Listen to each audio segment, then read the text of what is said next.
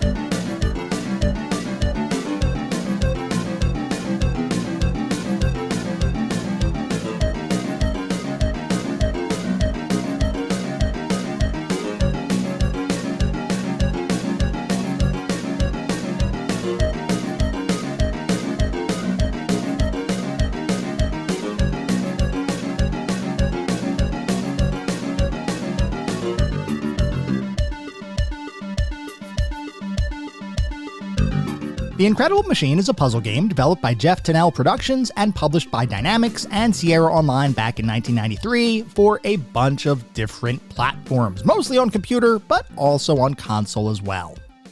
Before we can talk about The Incredible Machine, we need to take a step back and talk about the game's designer, Jeff Tennell, and by extension, the company that he ended up creating in the mid-80s, that being Dynamix.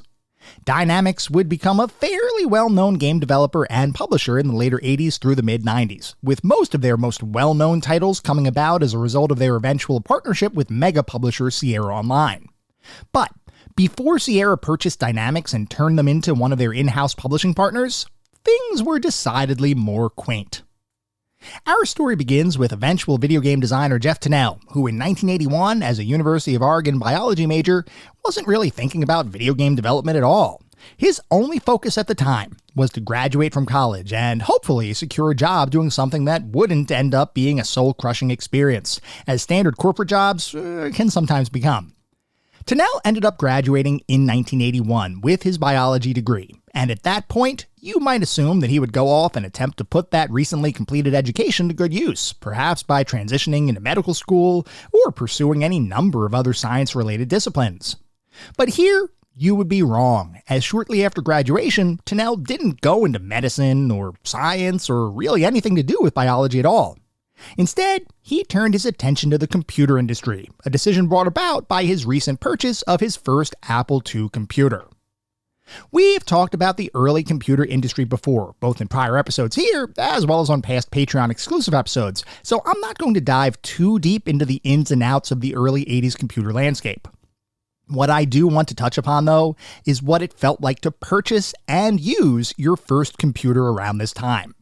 I admit, this is something that I personally wouldn't experience myself until the later 80s, but the feeling, especially because of the newness and rapidly changing capabilities of computer technology, was pretty universal. So, how did it feel to sit down at your first computer, flick the power switch, see your monitor hum to life, and be presented with a device that could literally make anything you could dream come to life? It was, in a word, magical. I recall the first time I started up my very first computer, an old IBM 8086 with a green monochrome monitor, the most primitive version of DOS imaginable, and no graphical capabilities at all. I sat down, turned the machine on, and was presented with a blinking cursor prompting me to do something.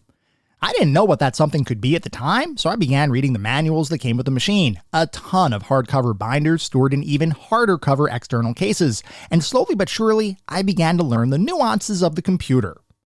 I discovered how to start up different programs, which for the time meant WordPerfect 5.1, an early word processing software, and Lotus 123, a spreadsheet application. Even though these were what most people would consider boring tools for business and productivity, I saw a much broader potential. I saw a blank canvas just waiting to be filled with new ideas. It didn't matter that the canvas was text-based. All that mattered was that this was a new outlet for any idea I could come up with, and I became incredibly excited at the potential. Eventually, after playing with word processors and spreadsheets, more than any 8-year-old probably should have, I began to realize that computers could be programmed, and I started teaching myself BASIC, a very beginner-friendly programming language where the software you could create was limited only by your programming expertise. Those early experiences with my first computer, and by extension BASIC, are what drove me to pursue a degree in computer science after I graduated high school, and when I first entered corporate America, that's why I got a job as a software engineer. My career has taken a bit of a different path from those beginnings, but regardless, I will always remember my earliest experiences with computers, which was truly a magical time. I relay this personal anecdote for a couple of reasons, the most prominent of which is Jeff Tennell's first experience with his Apple II was strangely similar to my first experience with my IBM PC. As soon as he sat down at that monolithic machine, he knew that his life had changed forever. It wouldn't take long after that first experience for Tennell to decide that he was going to enter the computer industry, though around this time, he didn't yet have any experience with programming languages or anything like that. He simply enjoyed working with computers, and with the newness of the technology, he assumed that certain people might need a bit of help navigating and using these new machines that were slowly spreading into homes and corporations around the world. So he decided to open a computer store, which he called the Computer Tutor, a software shop that also provided support for the common kinds of troubleshooting and questions that most early computer users would encounter as they attempted to adopt this exciting and somewhat confusing new technology. That business, like many that were started by recent college graduates, was a business in name only, as it was run entirely out of Tennell's home for a period of time after it was formally stood up. Eventually, though, the business became successful enough for Tennell to acquire an actual retail space, which meant he would probably have to think about hiring an employee or two. Otherwise, he'd probably end up spending all of his waking hours at his store, a concept that, while not unappealing, didn't really support Tennell's other major pursuit. Beyond running a software and computer troubleshooting store, he also decided that he wanted to break into the computer and video game industry, and in his spare time, he began to teach himself AppleSoft Basic, a version of the same general basic programming language that I was talking about a little bit earlier.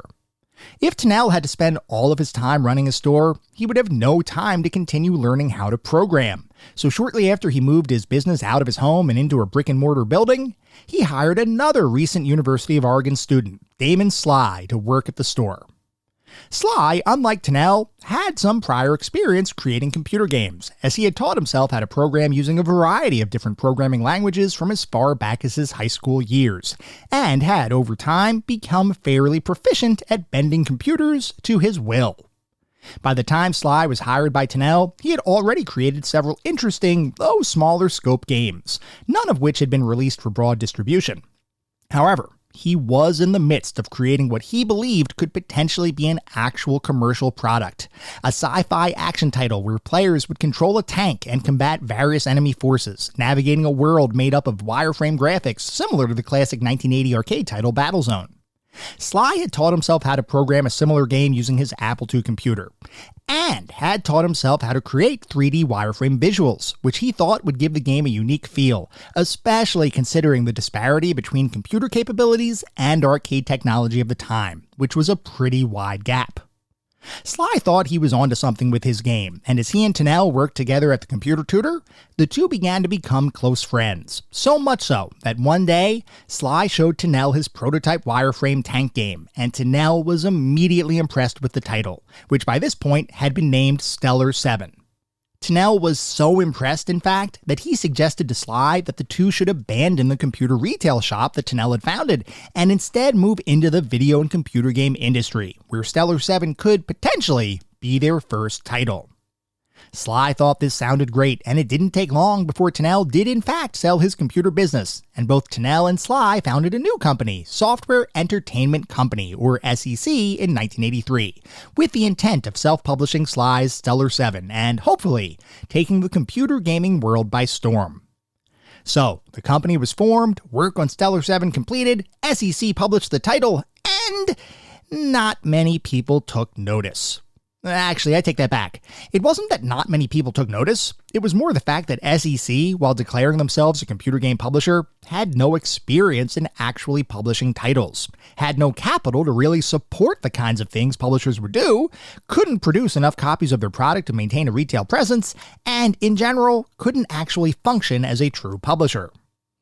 This fact was not lost on Tennell or Sly, and while Stellar 7 would end up selling some copies, the $4,000 the pair made on the title wasn't nearly enough to continue working on and self-publishing future games. So, Tennell and Sly did some soul-searching, and they decided that being a video game publisher just wasn't in the cards.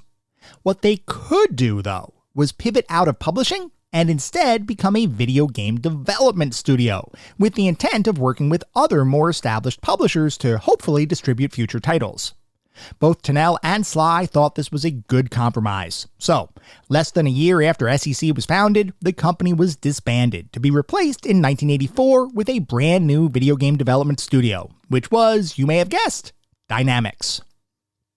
As Dynamix, Tennell and Sly would begin seeking out publishing arrangements to distribute Stellar 7, and eventually future Dynamix titles. And luckily for the new company, they would in fact find an interested publisher for Stellar 7, that being Penguin Software, a more experienced publishing company that had originally entered the software market back in the late 70s.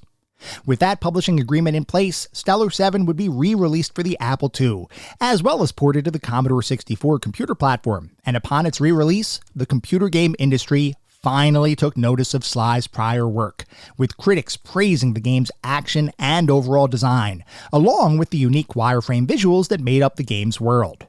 Stellar 7 would become so popular over time, in fact, that in the later 80s, famed author Tom Clancy would declare that Stellar 7 was one of his favorite games of all time, a true feather in the cap of the early Dynamics pioneers. With Stellar 7's newfound success, Dynamics was able to begin growing as a company, hiring on several other individuals who would begin developing their own games under the Dynamics label, including fellow University of Oregon graduate Kevin Ryan, who joined the company after a discussion with Sly and would, shortly thereafter, begin working on porting Dynamics games to the Commodore 64 computer ecosystem. While that company expansion was underway, both Sly and Tennell began pursuing their own future game creations, with Sly deciding to continue working on various simulation titles similar to Stellar 7, and Tennell acting as a sort of creative sounding board and design consultant for nearly every game Dynamics was working on around this time. Also around this time, Dynamics would begin forming new publishing partnerships with a number of different companies, one of which was the eventual industry giant Electronic Arts. The Electronic Arts of the mid-80s was not quite the video game publishing giant that it would become in later years, but it still had a fair amount of industry clout, so being able to sign a deal with Electronic Arts to publish future Dynamics titles was like a dream come true. Under that new publishing arrangement, Dynamics leadership began to brainstorm new titles, with Tennell in particular coming up with a concept where players could use a series of different gadgets, tools, and machine parts to create what would effectively become Rube Goldberg-styled contraptions, where different objects would flow through a given contraption's design, causing some action to happen as different machine parts would activate and deactivate at different times. Tennell loved this idea, and he thought that would be a great first title to work on under the Electronic Arts publishing deal. EA, however, had different plans. They weren't looking for a brand new puzzle game at the time. They were looking at continuing to expand the number of action and simulation titles they were publishing, two genres that were fairly popular amongst computer game players of the time. So Tennell took his Rube Goldberg idea and put it on the shelf, hoping one day to return to the concept, but content that as long as Dynamics was creating new games and was a successful company, then everything was just fine. Meanwhile, Sly and new hire Ryan would end up working pretty closely together, developing a number of simulation titles that Electronic Arts would publish, including the very first EA game to release on the Amiga computer platform Arctic Fox, which was effectively the spiritual successor to Sly's original title, Stellar 7. Over time, Dynamics would continue to make various titles for a number of computer platforms, many of which were well received from both a critical and commercial perspective. In fact, Dynamics was becoming so successful that by the time the late 80s hit, they considered that self-publishing their games might be a more cost-effective and profitable means of distributing their titles. The issue with self-publishing back when Tennell's and Sly's partnership was new was one of capital and industry penetration, both of which were non-existent at the time. Now, however, Dynamics had made a name for itself, and its talented staff of game designers and programmers were routinely releasing titles that were making waves across the industry.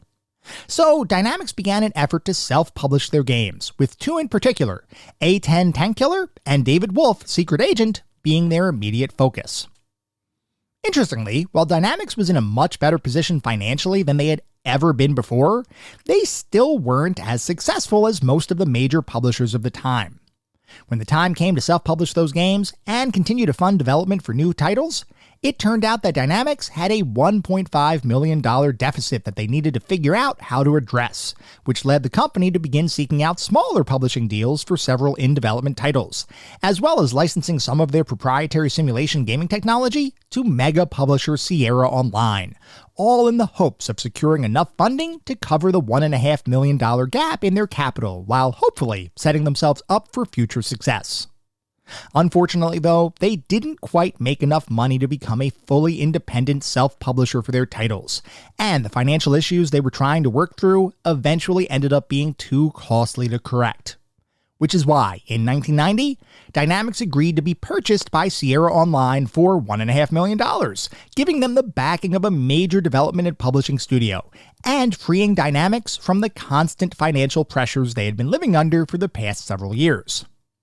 Sierra, for its part, recognized the talent in the organization, And shortly after purchasing the company, Sierra basically told Dynamics to keep doing what they were doing, with a specific focus on creating high-quality gaming experiences without worrying about where their next publishing contract was going to come from. This allowed Dynamics to do what they did best, which was to use their game design and development talent to create awesome games. And over the period of time following Sierra's acquisition of the company, Dynamics went on to release a string of hits, including Flight Simulator Red Baron, a remake of the game that put Dynamics on the map, Stellar 7, cyberpunk adventure title Rise of the Dragon, and the point-and-click game The Adventures of Willy Beamish. For the first couple of years after being bought by Sierra, Dynamics could do no wrong, and there was a constant drive to develop new ideas into full-fledged products, and with Sierra's support, the sky was literally the limit.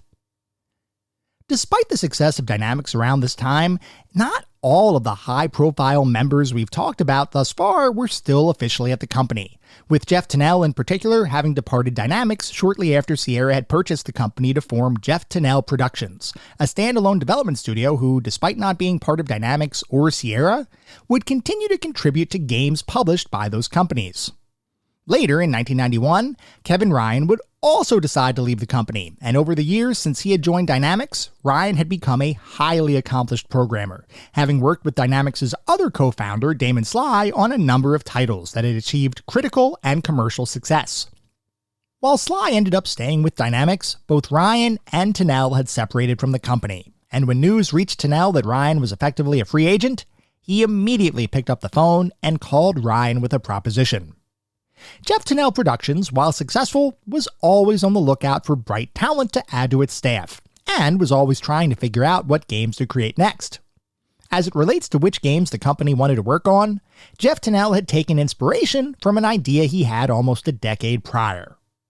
Recall the period of time when Dynamics had first entered into a publishing deal with Electronic Arts, when Tunnell had proposed a contraption-based game that effectively operated as a Rube Goldberg machine simulator, where players could combine different objects, gadgets, and machines to solve a number of puzzles that would be pre-programmed into the game.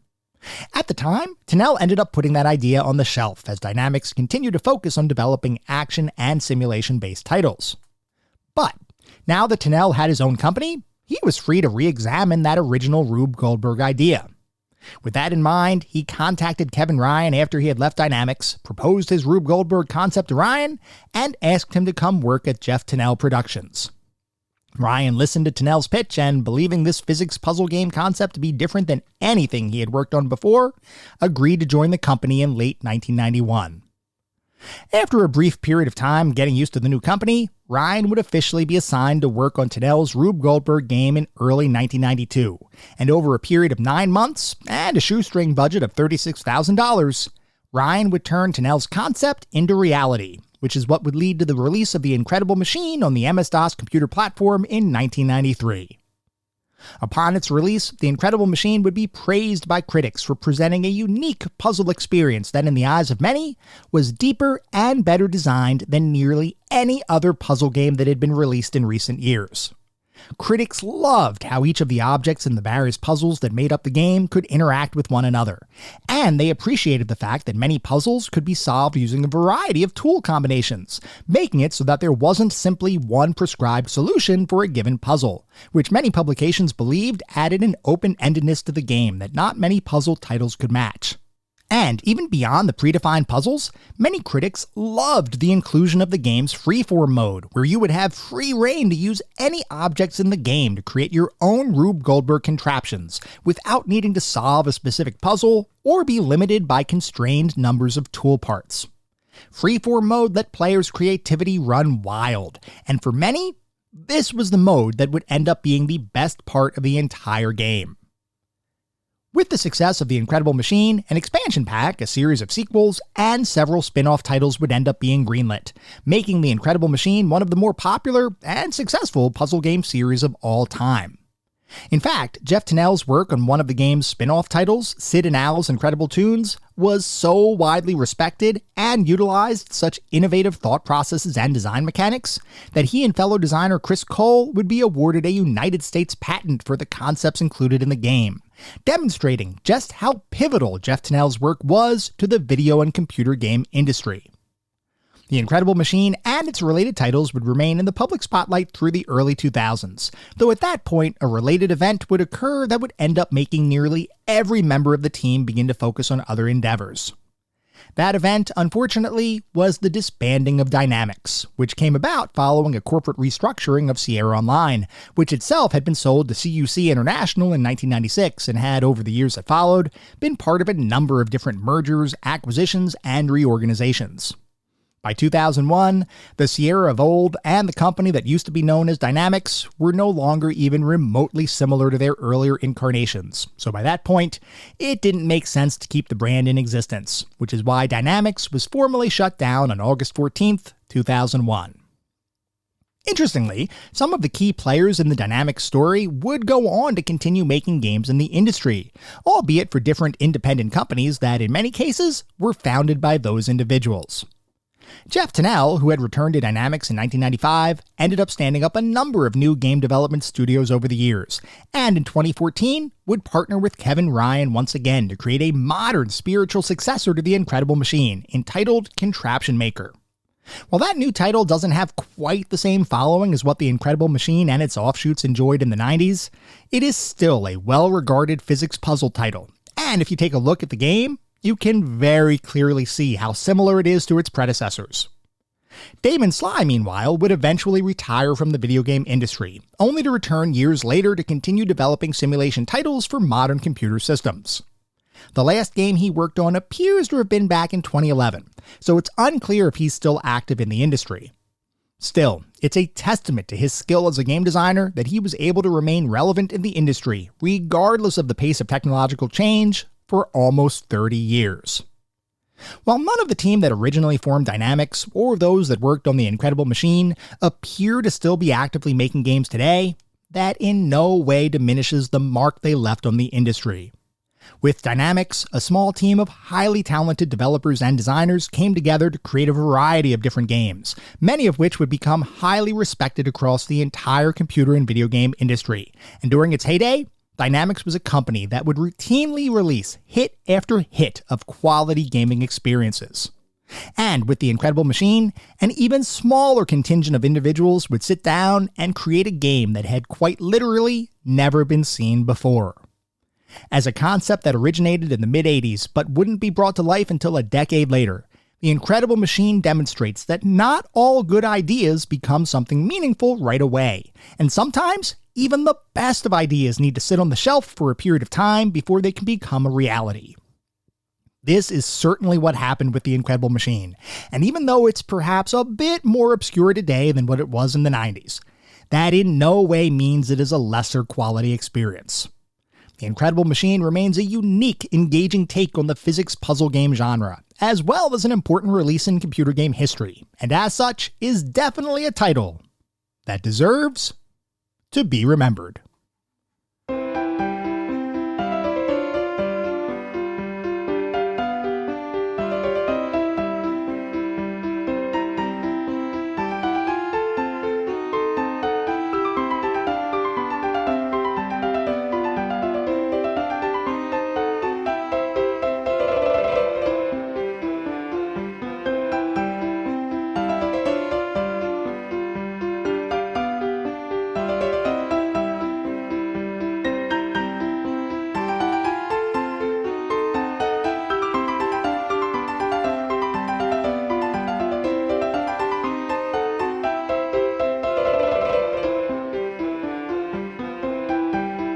We are now going to shift to start talking about what it feels like to play The Incredible Machine today versus when it was released over 30 years ago.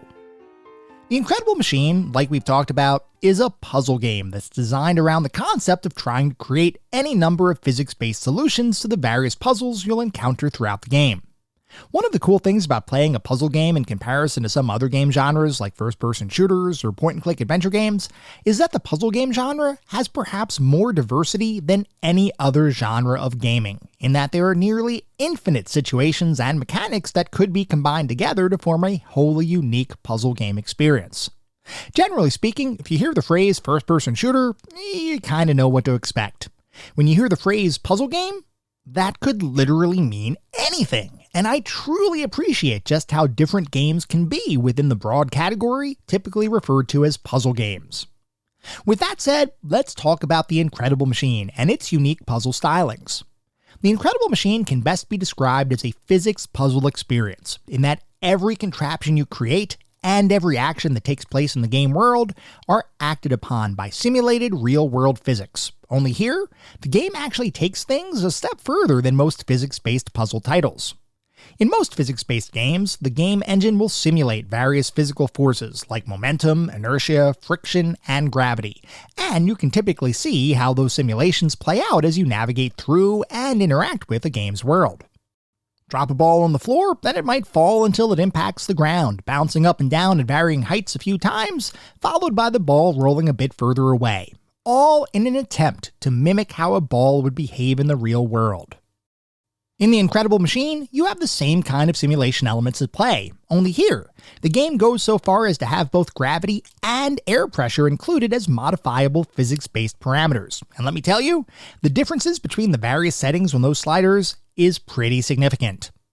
You have the option of going all the way from minimal gravity to a simulation of gravity many times more powerful than the Earth's gravitational pull, and air pressure can range from next to nothing all the way to a thick soupy paste that can truly change the dynamics of the game. Most of these settings are tailorable in the game's free play mode, which we'll talk about in a little bit, but there are a few included puzzles within the base game that tinker with the physics a bit. None of them really go to any extremes, and most pre-built puzzles utilize standard Earth-based gravity and air pressure. But the fact that the development team took the time to actually simulate these forces on a sliding scale rather than as a singular default, in addition to traditional physical phenomena like momentum and inertia, really shows a degree of forethought that exceeded my expectations. Anyway, the reason I mention the physics engine at play here is because the entirety of the game is driven by those physical simulations. So if the developers had gotten that aspect of the game wrong, the whole thing would have been a huge mess. Luckily, the developers ended up creating an engine that performs exactly as you'd expect for a physics-based puzzle title, and that framework forms the foundation of literally every interaction you'll have with the game, which most prominently comes into play with the various puzzles included in the game. The Incredible Machine offers 87 distinct puzzles for players to attempt to solve, with around 2/3 of them unlocked and available to play right from the start of the game. The final third or so are locked and require you to progress from one to the next, actually solving each puzzle before you can move on to the next one, which I've got to say was a pretty intelligent choice by the game's designers, as simply having every puzzle unlocked from the beginning would have made the game feel a bit less structured than I personally enjoy. Sure, there's fun to be had in literally playing a wide-open collection of puzzles, but I know I personally enjoy a sense of progression, and having the final third of the available puzzles locked behind a skills-based progression system felt like the right move to me.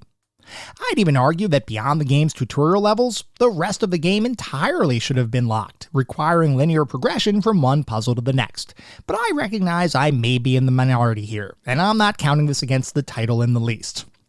I just prefer puzzle games that provide more gated content, because then I can prove that I'm actually progressing in and becoming better at the game I'm playing. While I would have preferred more gated content, I did at least appreciate the 30-ish puzzles that required actual progression to get through. And speaking of progression, you can play the game as one sequential series of puzzles, which is exactly how I ended up playing the game. If you do that, you'll receive a password at the end of each puzzle that can be used to both return to the last puzzle you didn't complete, as well as retaining your cumulative score from one playthrough to the next.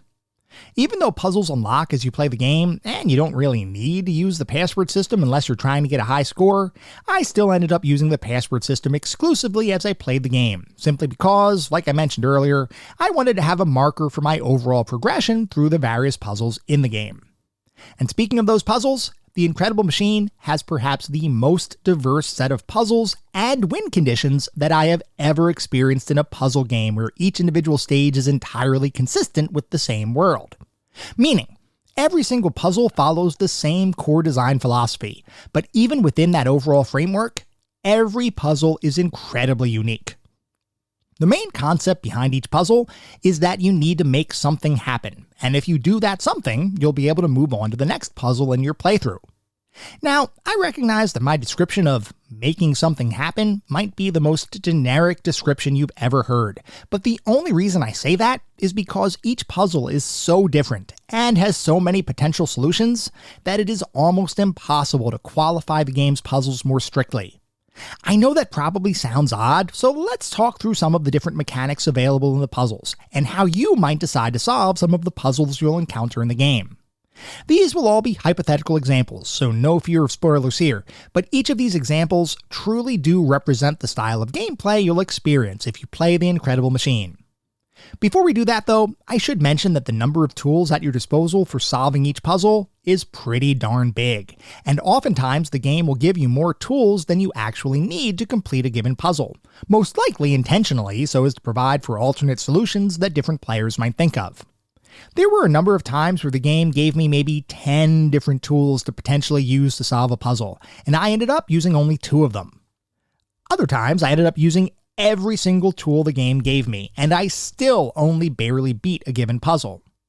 Each puzzle was likely designed with a single intended solution in mind, but I appreciated the fact that the game didn't limit you to needing to find that pre-planned solution, and instead promoted a more innovative approach to many of the puzzles in the game. From my perspective, the best puzzles in the game were those that could be viewed from multiple angles, and where a number of different solutions existed that could potentially work. Most of the puzzles throughout the title were designed in this way, and I loved it. There were a few that seemed a bit more restrictive though, and while those remained fun, I felt like the design for those specific puzzles was a bit too narrowly focused. Luckily, this really does only impact a handful of the 87 puzzles available in the game, so it's not a huge deal at all, but it is something worth mentioning. Not all puzzles were equally good, but every single puzzle in the game was fun if taken in isolation. Anyway, let's start talking about some example puzzles, and how you might solve those puzzles given the tools the game provides to you. We'll begin with a simple one. Let's say the puzzle presents you with a falling bowling ball from the top left of the screen, and your goal is to get the ball to the bottom right-hand side of the screen. Well, you might simply need to connect some platforms to one another, creating a gently sloping ramp to prevent your ball from falling off the screen, while at the same time guiding it down to its eventual goal.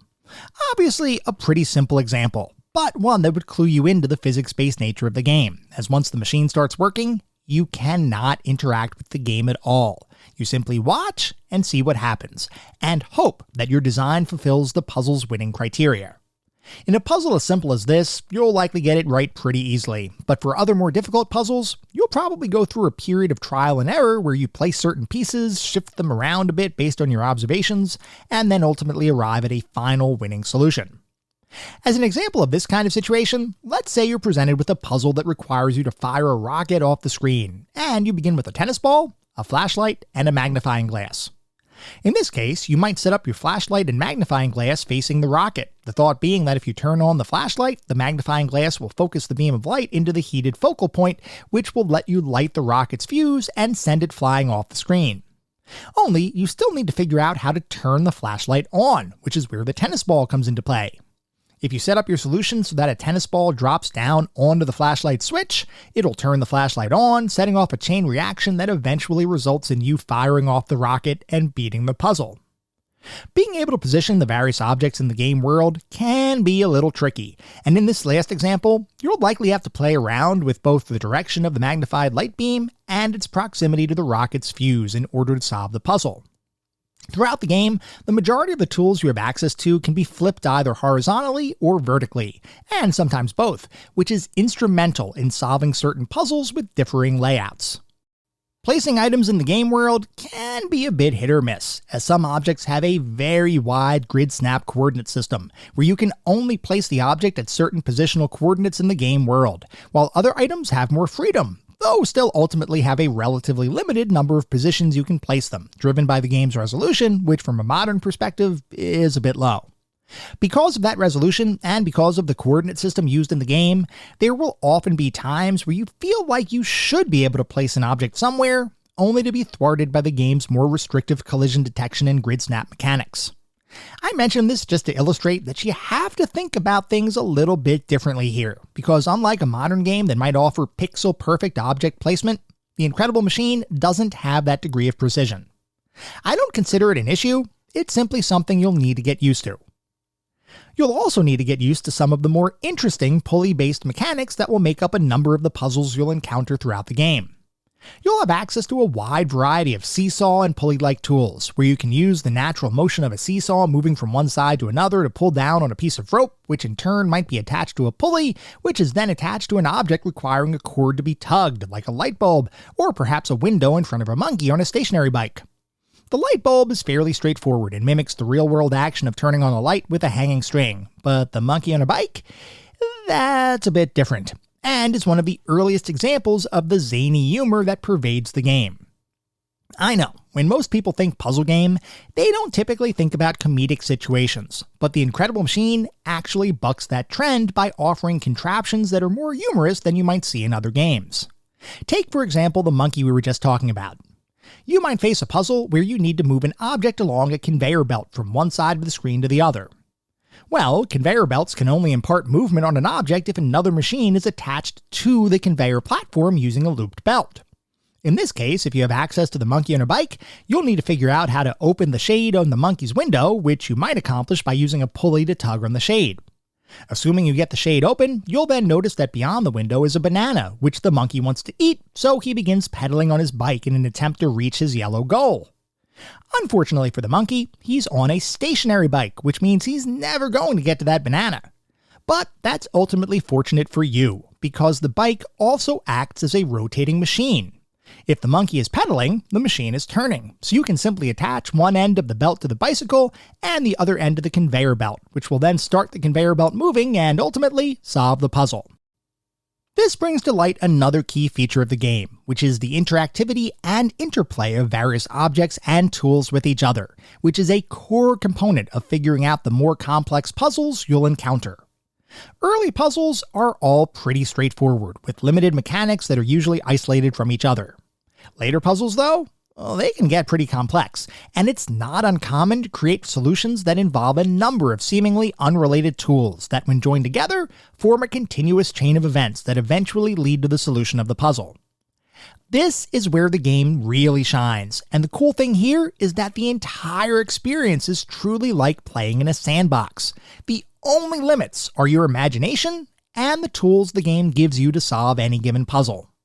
Like I said earlier, there are likely specific expected solutions to many of the puzzles in the game, but oftentimes, the game is so open-ended that numerous potential solutions will work. If you can dream it, you can build it, and this gameplay freedom is a huge reason why the game is as enjoyable and replayable as it is.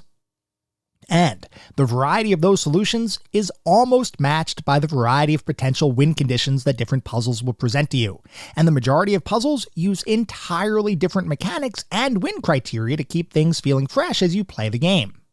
You might have to shoot a ball through a makeshift basketball hoop, or you might have to light every candle in a level, or you might have to trap a cat in a cage. Or you might have to use a cat to chase every mouse off the screen, all while preventing the cat from eating any mice. Or you might need to sort a series of balls amongst several different sections of the screen.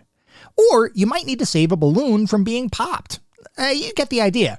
There are a ton of different potential win conditions here, and the combination of what the game is asking you to do, coupled with the tools it gives you for each puzzle, along with the puzzle elements already in place when you begin trying to solve a certain stage, creates a diverse puzzling experience that very few, if any, puzzle games can match.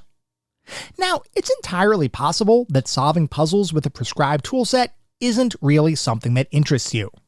Perhaps you want to simply play with all the tools in the game and create your very own incredible machine. Well, if that sounds like you, then the freeform mode is what you're looking for. That mode is entirely devoid of any predefined puzzle elements or win conditions, and is instead a true build whatever you want kind of experience, with the only limit being your own imagination. In this mode, you have access to an unlimited number of every single tool in the game, and you can truly lose yourself here as you let your creativity run free. This mode, more so than the rest of the game, is a truly open-ended experience, and I appreciated the freedom the game gives you in simply playing for the sake of playing. And I admit, I spent a good chunk of time in this mode trying to create perpetual motion machines, where you turn the machine on, so to speak, and it eventually settles into an equilibrium state of never-ending and repetitive motion. I really enjoyed this mode, though I also felt a little bit let down that the game didn't include any way to actually build your own puzzles for other players to solve.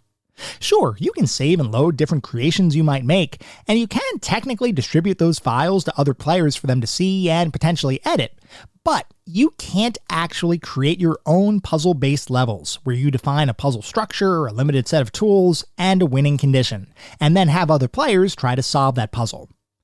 This was definitely a bit of a miss from my perspective, though later games in the series would in fact enhance that freeform mode to include the ability to truly make your own puzzles. That feature did not exist in the original game, however, and while I don't hold that design restriction against the title, it is something I longed for, especially knowing that later sequels did in fact have the feature available. The freeform mode in the original game, while fun, did lose a bit of its luster in comparison to later entries in the series.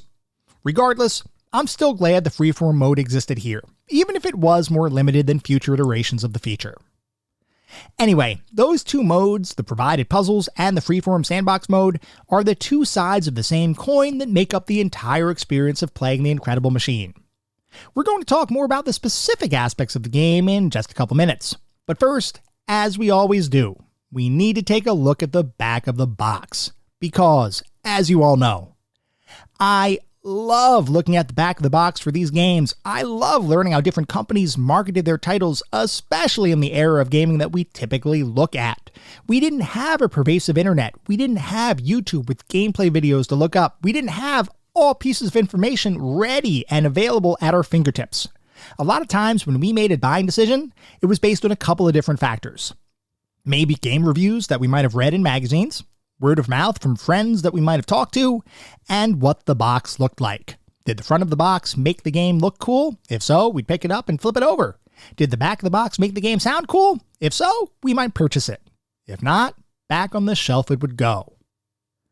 So, for the Incredible Machine for the MS-DOS computer platform, the back of the box says, incredible. Want to build a better mousetrap? All it takes are bike-riding monkeys, treadmill mice, and a few bowling balls. Genius and junk combined to solve the convoluted contraptions in the Incredible Machine. Start with a fanciful framework of levers and gears and basketballs. Then search the toolbox for your own gadgetry and set up a chain reaction that will free the cat, or exercise the mice, or burst balloons. Connect wheels and cycles, seesaws, and platforms while building your mechanical solutions. You might have to flip pieces and large objects or position the parts precisely to find the perfect blend of mechanics and madness in your solution to the Incredible Machine. Features: 45 animated parts to create working machines. Solve over 75 levels of intriguing puzzles. Wild musical score and zany sound effects. Super high-res VGA graphics. Change air pressure and gravity for outrageous results. Invent your own wacky machines in free-form mode. And then there is a screenshot on the back of the box that shows a pretty convoluted Incredible Machine contraption, and I have got to say, yep, this box totally sells me. This is the kind of game that just looking at it, you would think, if you're inclined to play puzzle games, you would look at it and you would say, yes, I absolutely need to play that. Now, interestingly, back when the game first came out, I did not own the original Incredible Machine. Though, I did own the Incredible Machine 2, so I did have some experience with this kind of gameplay back when I was younger. But I never owned the original game, and finally seeing the box and what it looks like and how it imparts its overall visual stylings and just the overall gameplay mechanics associated with the game, I can safely say that if I had seen the original version on the store shelves, I definitely would have bought it. I don't know why I didn't see it. I don't know why by the point that I got into this, I only saw the Incredible Machine 2, but I can safely say that if I had seen the Incredible Machine 1, I would have purchased it. Absolutely, the box sells me on the game. Moving on from the box to start talking about the more specific aspects of the game, we're going to start by talking about the graphics. The graphics in The Incredible Machine are all effective, and every single tool in the game is visually distinct, and you can tell at a glance what each tool likely can do simply by looking at them. For the most part, I enjoyed the graphics here, which, while limited to a relatively small color palette, were still visually appealing, and I believe the artists did a great job with the overall design of the visuals in the game. Animations, meanwhile, were all pretty great, and I really enjoyed seeing how each element of the machines I'd end up making interacted with each other, and how each individual tool would animate both itself and the world around it. Like we've talked about, this is a physics-based puzzle game, and as such, the overall feel of the title relies primarily on the game's ability to convey those physics to the player in a believable visual format. The good news is that the animations associated with the game's physics-based gameplay all look great, and you can really feel the weight of different objects, the resistance of different surfaces, and the overall motion of the entire game, simply by observing the game's animations. Now, I will say that occasionally certain motion-based tools appeared to run a bit faster than what I thought they should, which led to sped-up animations that didn't always look natural. But I recognize this was likely a design choice by the game's development team, and I can completely support the concept that having things be based on 100% real-world physics might not have been as fun as instilling a bit of video game logic into the experience. Overall, there's nothing really to complain about here. The graphics, the animations, and the overall visual environment is great, and perfectly represents the early 90s era of DOS and pre-Windows 95 gaming. Individuals without nostalgia for that time frame might have a little bit of a different take, but for me, the game looked pretty darn good. Moving on to the sound and music, the various musical tracks included with the game were a total surprise to me, as I never expected the quantity of tracks or the variety of styles that the game included. Seriously, as I was playing the game, I kept thinking to myself that the music was all universally excellent, and I was shocked that such attention was provided to the music for what was effectively a multi-stage puzzle game. I expected some ambient tracks designed to help you think, but not necessarily memorable in their own right. Well, my expectations were soundly exceeded, and I legitimately loved the music included here, which included a ridiculous number of genres, including heavy metal-styled rock, blues, Caribbean beats complete with steel drums, polka dance ballads, and Baroque-era classical pieces, just to name a few.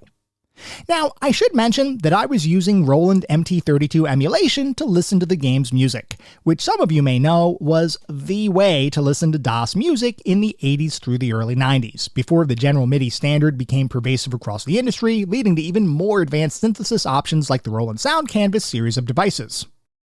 Listening to the music using an MT32 or Sound Canvas, both of which the game supports, is undoubtedly the best audio experience you'll get while playing The Incredible Machine.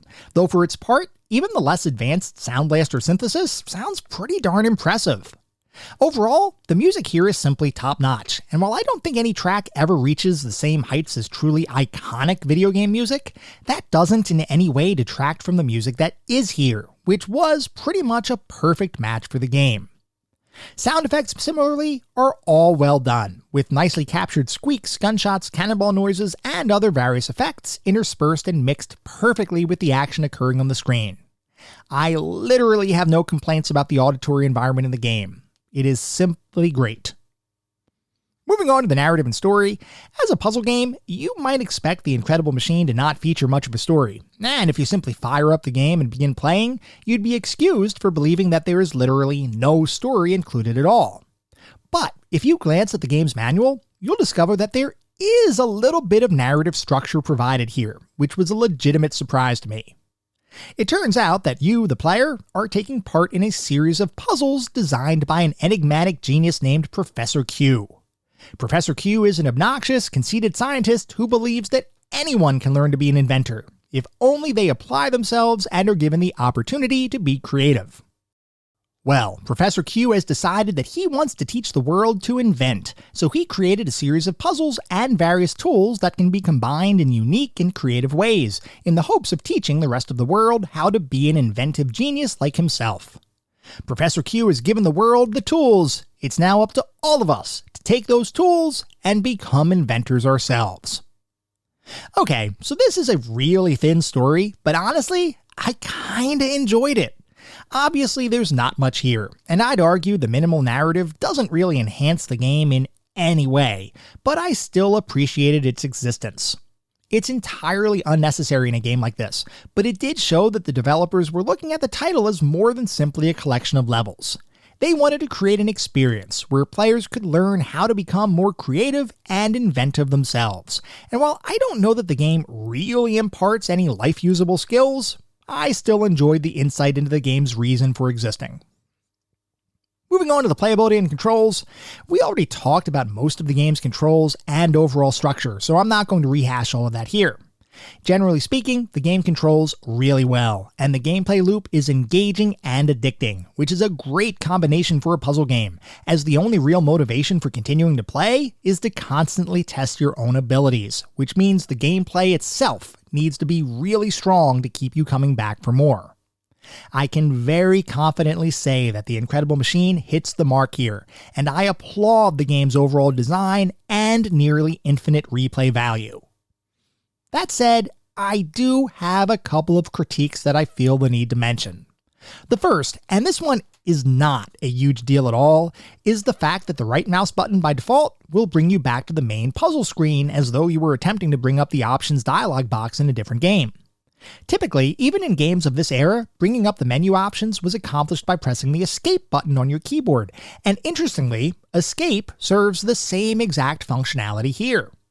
Why the game's designers felt the need to bundle the same escape key functionality with a right mouse button click event is a bit confusing to me, as it doesn't in any way feel natural as you play the game. The way my brain works is to assume that a right click would cancel you out of your chosen action, like as an example if you wanted to cancel placing the tool you just picked up on your cursor, returning it to the toolbox instead. I can't tell you how many times I clicked the right mouse button to attempt to cancel an action, only to inadvertently bring up the menu screen instead. It never became a true nuisance, and I recognize that my own inability to shift my thinking is what caused my continual mishaps. But still, it is something that bothered me a bit, and for anyone conditioned on modern gameplay mechanics and control schemes, you'll likely shake your head in confusion as well when you, for the 50th time, accidentally bring up the game's menu screen while attempting to solve a puzzle. Anyway, like I said, that was a relatively minor issue. A bit more problematic was the way certain objects could or could not be placed in the game world, which, like I mentioned earlier, created some situations where objects that should have been placeable in certain areas of the game world if looking at the object itself could not be placed in the game, lest it cause a collision with a previously placed object or environmental structure. This one could get a little irritating at times, and drove me to literally pixel hunt for a spot as close to my intended target as possible, all in the hopes of finding that singular pixel that would allow me to place the item that I knew would let me solve the puzzle I was working on. Occasionally, this worked, but most of the time, the game was a bit more rigid with item placement than I would have liked, which in some instances limited my creativity more than I would have preferred. Equally frustrating was the precision required by certain puzzles, which bordered on, once again, pixel perfection. Now, the good news here is that every single puzzle is deterministic in nature, meaning there is no random chance at play here. Any design you attempt to run will always result in the same exact sequence of events playing out without any degree of variability. This, it turns out, was a godsend, because it allows you to make small tweaks to your overall design to correct slight errors, like say if a trampoline was just a pixel off from allowing a perfect bounce. You could simply correct that design error and rerun the machine, and you don't have to worry about random chance causing a situation you didn't plan for, which I absolutely loved. Some item placements and puzzle solutions, though, required extremely accurate placement to be successful, which from my perspective, once again, limited creativity a bit. In every instance, I appreciated the ingenuity of the solutions the game was trying to direct me towards, but I disliked the precise requirements needed to get there. The good news is that this issue only impacts a handful of puzzles, and for the most part, the game is very flexible in allowing you to come up with your own solutions that, though likely not the intended way to solve any given puzzle, still left you with the sense that you were a mechanical genius for figuring out how to tie multiple disparate parts together to eventually make a freely functioning machine. Solving puzzles in this game is a supremely rewarding experience, especially after figuring out a really challenging puzzle that may have vexed you for a while. And speaking of difficulty, the majority of the game struck a perfect balance between challenge and fun, though there were a couple of puzzles that were particularly fiendish, one of which required such a precise placement of items that I assumed my solution was wrong, when in fact I was simply off by 1 pixel, and the other of which was just a really difficult situation to figure out. Most puzzles in the game, even the harder ones, can be solved in a matter of minutes.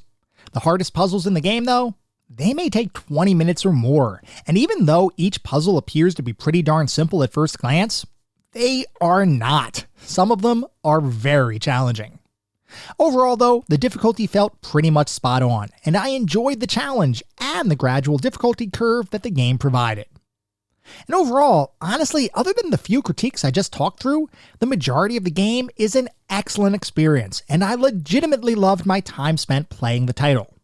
It feels both modern and retro most of the time, at the same time, which is a strange mix, but one that ultimately works to enhance the feeling of playing the game.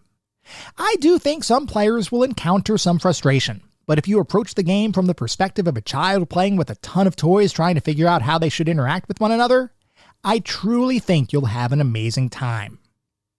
So what is our verdict on The Incredible Machine? Well, The Incredible Machine presents a unique puzzle experience that at the point of its release had not really been seen in a game before. While future titles in the series as well as spin-off games might have advanced the formula even further beyond the original game's framework, that in no way diminishes the original's accomplishments, which from my perspective are worthy of significant praise.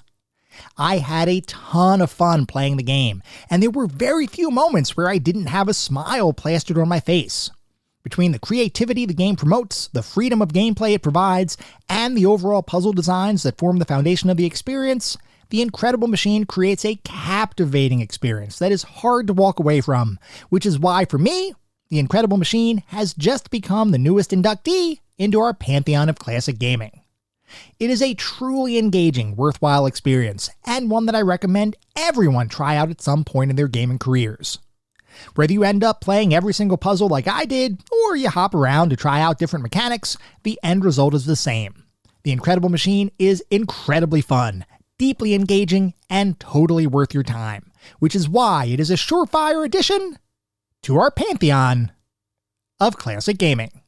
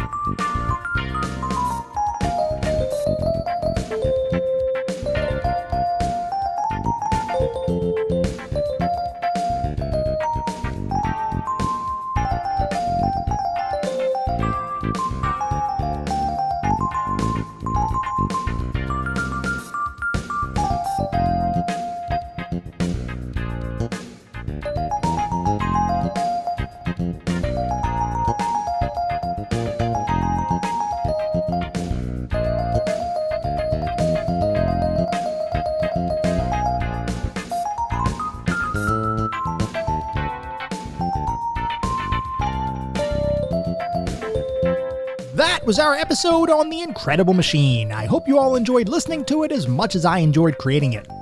If you'd like to reach out, let me know how I'm doing, provide feedback, comments, suggestions, or just talk about classic games and technology in general, I would love to hear from you, and there are a few ways you can reach out. I have an X account with the handle @ClassicGamingT. I have an email address, which is classicgamingtoday@gmail.com, and we have our Discord server. The link is in the show notes. Discord is the best way to get in touch with me and the rest of the community around this podcast. We have a ton of fun out on Discord. I highly encourage you all to check it out. I also highly encourage you to check out our Patreon. It is patreon.com/ClassicGamingToday. If you want even more Classic Gaming Today goodness, including a Patreon-exclusive bi-weekly podcast expansion pack, patreon.com/ClassicGamingToday is where it's at. Before we sign off for the week, I do want to mention that our next episode is going to be focused on Alone in the Dark. So feel free to write in if you have any particularly fond or not so fond memories of that experience. At the same time, I recognize you're likely listening to this podcast on any number of podcast services. And if you would feel so inclined, it would be great if you could leave me a review. This is not about trying to bolster star counts. This is not about trying to harvest a ton of 5-star ratings. Though if that happens, awesome, it means we're doing something right. No, what it's really all about is trying to deliver the best possible podcast I can. The only way to do that is to get feedback from all of you, the listener community, to make sure I am hitting the mark with the content you all want to listen to. We get new listeners every single day, which is simply amazing. I want to continue to grow our community and continue to make the best possible podcast I can. We'll be back in around a week with our next episode focused on Alone in the Dark. Until then, remember, sometimes the games of the past are just as good, if not better, than the games of today. Goodbye, everyone.